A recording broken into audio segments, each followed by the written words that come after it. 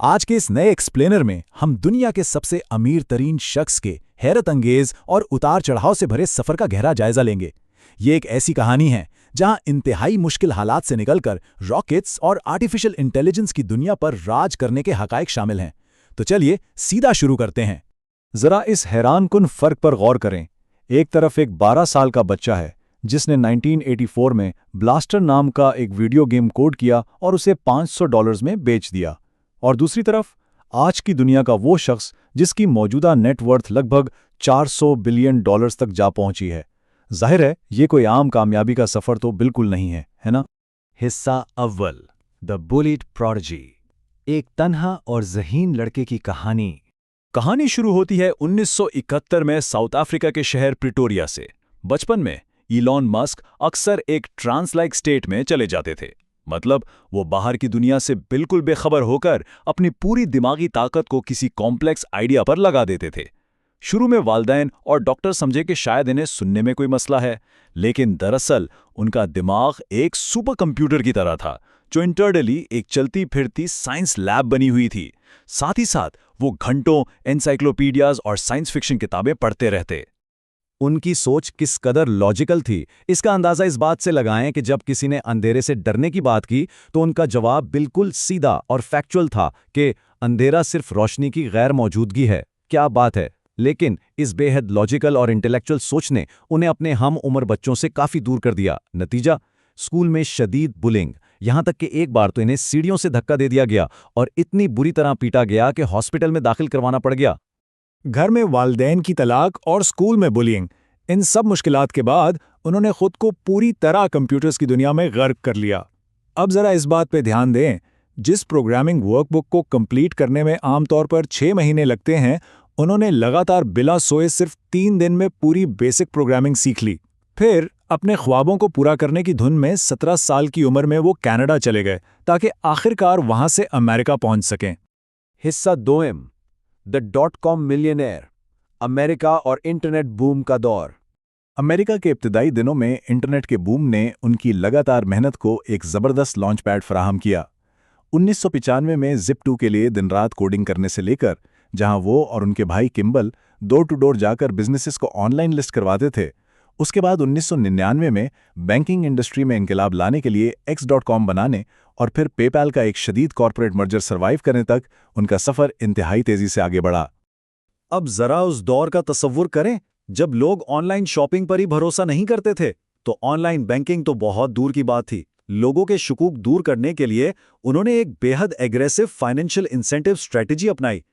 हर नए यूजर को $20 और रेफरल पर $10 मुफ्त दिए। इस मुफ्त पैसा बांटने की स्ट्रेटजी ने धुआंधार ग्रोथ तो जरूर दी और सिर्फ 2 महीने में 2 लाख यूजर्स आ गए, लेकिन इसके नतीजे में पीटर थील की कंपनी पेपैल के साथ एक ऐसी महंगी मार्केटिंग वॉर शुरू हो गई जिसने आखिरकार दोनों कंपनीज को मर्ज होने पर मजबूर कर दिया। खैर, मर्जर के बाद की दुनिया आसान बिल्कुल नहीं थी। उनका सख्त मैनेजमेंट स्टाइल और माइक्रो मैनेजमेंट नए मसाइल पैदा कर रहा था।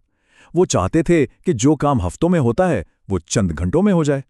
इस फ्रिक्शन का आखिरी नतीजा साल 2000 में एक ड्रामे से भरपूर बोर्डरूम कूप की शक्ल में निकला। जब वो अपनी बीवी के साथ ऑस्ट्रेलिया में हनीमून मना रहे थे, उन्हें सीईओ के ओहदे से सीधा फारिग कर दिया गया। सोचें जरा, हनीमून पर।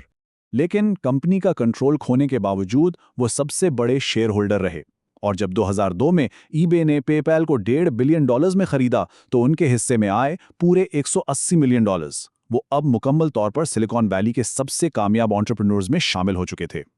हिस्सा स्वयं, तबाही के दहाने पर। एक खौफनाक और कठिन इम्तिहान।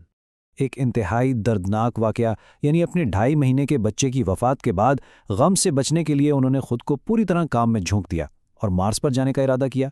शुरू में इरादा रशिया से इंटरकॉन्टिनेंटल बैलिस्टिक मिसाइल्स खरीदने का था, लेकिन रशियंस ने मजाक उड़ाया और कीमत भी $21 मिलियन बताई। वापसी की फ्लाइट पर लैपटॉप पर कैलकुलेशंस करते हुए उन्हें एक बहुत अहम बात समझ आई। स्पेस में जाने में असल रुकावट मटीरियल्स नहीं है। दरअसल रॉ मटीरियल्स तो रॉकेट की कुल कीमत का सिर्फ 2 से 3% होते हैं। असल मसला तो पुराने और महंगे मैन्युफैक्चरिंग प्रोसेसेस थे। ये एक टर्निंग पॉइंट था। और बस इस नए विजन के साथ 2002 में SpaceX का क़याम अमल में आया। उन्होंने वादा किया कि लॉन्च की कीमत $70 मिलियन से गिराकर सीधा $7 मिलियन तक ले आएंगे। मगर कैसे? उन्होंने इम्प्रिसाइज और ग्राउंड ब्रेकिंग मैन्युफैक्चरिंग स्ट्रैटेजीज पर काम किया। डिज़ाइन और बिल्ड टीम्स को इकट्ठा किया गया ताकि गलतियां कम हों और थर्ड पार्टी सप्लायर्स पर इन्हिसार करने के बजाय इन हाउस पार्ट्स खुद बनाए गए। लेकिन जैसा कि हम जानते हैं, इनोवेशन की दुनिया बेहद जालिम होती है और कामयाबी अभी बहुत दूर थी। फैल्कन 1 रॉकेट के पहले 3 लॉन्चेस पूरी तरह नाकाम हुए। कभी इंजन में आग लग गई तो कभी मिड एयर में रॉकेट घूमकर तबाह हो गया। ये 4 साल इंतहाई अजियतनाक थे। यहाँ पर सबसे अहम पॉइंट ये है कि 2008 तक इन 3 नाकामियों में पूरे $100 मिलियन जलकर राख हो चुके थे। अब स्पेसएक्स के पास सिर्फ इतना ही पैसा बचा था कि वो एक आखिरी डू और डाई लॉन्च कर सके। अगर ये फेल होता तो स्पेसएक्स हमेशा के लिए खत्म। और मुसीबत कभी अकेली नहीं आती, राइट? साथ ही साथ उनकी दूसरी कंपनी टेस्ला मोटर्स भी तबाही के किनारे पर थी। लिथियम आयन बैटरीज को कार में इंटीग्रेट करना इंतहाई महंगा पड़ रहा था और रोडस्टर कार की प्रोडक्शन कॉस्ट $1 लाख पर कार तक पहुंच चुकी थी। ऊपर से 2008 के आलमी माशी बहरान ने नए इन्वेस्टर्स के दरवाजे भी मुकम्मल तौर पर बंद कर दिए थे। एक ही वक्त में 2 बड़ी कंपनियां तबाही के दहाने पर। इस हालत में कोई भी आम शख्स शायद किसी एक कंपनी को बचाता और दूसरी को डूबने देता, लेकिन उन्होंने मुकम्मल जाती तबाही का रिस्क लिया। अपनी प्यारी मैक्लेरन कार और बाकी तमाम जाती असासे बेच दिए ताकि टेस्ला थोड़े और दिन तक जिंदा रह सके। ये उनका सब कुछ दांव पर लगाने वाला लम्हा था। और फिर एक मौजज़ाती तब्दीली आई। दिसंबर 2008 में फॉल्कन 1 का चौथा लॉन्च आखिरकार कामयाब हुआ और वो ऑर्बिट में पहुंचने वाली पहली प्राइवेट कंपनी बन गई। इस कामयाबी पर नासा ने स्पेसएक्स को $1.6 बिलियन का मैसिव कॉन्ट्रैक्ट दिया और ठीक क्रिसमस की शाम बैंक्रप्सी से कुछ दिन पहले ही टेस्ला को $40 मिलियन की इमरजेंसी फंडिंग भी मिल गई। हिस्सा चाहरम, मुस्तकबिल की इंजीनियरिंग, हदों को पार करना और नए दौर का आगाज। तबाही के इस गहरे खड्डे से निकलने के बाद उन्होंने सिर्फ सरवाइव करने पर इक्तफा नहीं किया, वो फ्यूचर को तेजी से आगे बढ़ाना चाहते थे। 2012 में टेस्ला ने मॉडल एस लॉन्च किया और ये साबित कर दिया कि इलेक्ट्रिक कार सिर्फ एक गाड़ी नहीं बल्कि पहिए लगाए कॉन्स्टेंटली अपडेटिंग कंप्यूटर है। 17 इंच की बड़ी touch screen, over the air software updates और पॉप आउट डोर हैंडल्स के साथ ये किसी भी आम गाड़ी से बहुत आगे की चीज थी। और सफर यही नहीं रुका। अपने विजन को मजीद वसी करते हुए स्पेसएक्स में रीयूजेबल रॉकेट्स बनाए गए ताकि स्पेस ट्रैवल की कॉस्ट ड्रास्टिकली कम हो सके। आसमान से इंटरनेट फराहम करने के लिए स्टारलिंक का आगाज हुआ। इंसानी दिमाग और कंप्यूटर को जोड़ने के लिए न्यूरल लिंक बनाई गई और ट्रैफिक के मसाइल हल करने के लिए द बोरिंग कंपनी जैसी वेंचर शुरू की गई। हिस्सा पंजुम, दौलत, ताकत और तनाज़ियात। आखिर इन सब की कीमत क्या है?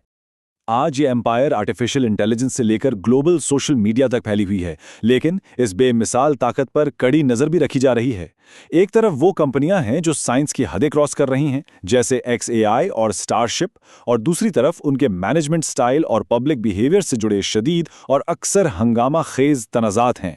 एम्प्लॉयज़ ने एक्सट्रीम वर्क प्लेस प्रेशर की शिकायत की है, ट्विटर खरीदने के बाद मास लेऑफ्स हुए हैं और उनके वॉलेटाइल ट्वीट्स ने अक्सर मार्केट्स में हलचल मचाई है।